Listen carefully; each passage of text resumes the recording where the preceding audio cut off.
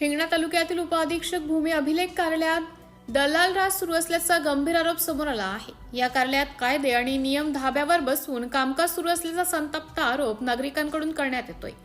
दलालाशिवाय कोणतेही काम होत नाही ही तक्रार सर्वसाधारण झाली असून सामान्य, गरीब आणि वयोवृद्ध नागरिकांना कायदेशीर मार्गाने काम करून घेणे जवळपास अशक्य झाले असल्याचंही सांगण्यात येत आहे।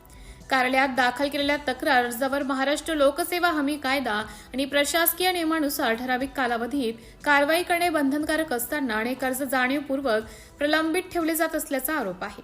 तक्रारदारांनी सुनावणी न देता न्यायालयात जा असं सांगून जबाबदारी झटकली जात असल्याचंही नागरिकांचं म्हणणं आहे। माहिती अधिकार कायदा 2005 अंतर्गत दाखल अर्जावर 30 दिवसात माहिती देणे आवश्यक असताना अनेक अर्ज अद्याप प्रलंबित असल्याचं समोर आले आहे। हा प्रकार थेट कायद्याचा भंग असल्याचा आरोप करण्यात येतोय।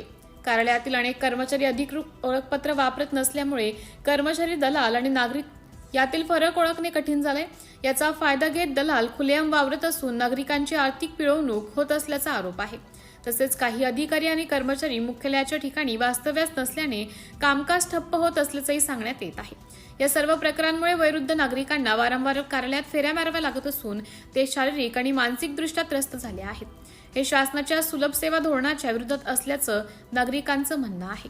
उपअधीक्षक भूमी अभिलेख कार्यालयातील प्रशासनावर प्रभावी नियंत्रण नसल्याचा आरोप होत असून या प्रकरणाची उच्चस्तरीय चौकशी करण्याची मागणी नागरिकांकडून करण्यात येत आहे। दरम्यान तातडीने कारवाई न झाल्यास लोकयुक्त उच्च न्यायालयात आणि संबंधित दक्षता यंत्रणेकडे दाद मागण्याचा इशारा हिंगणा तालुक्यातील नागरिकांनी दिला आहे।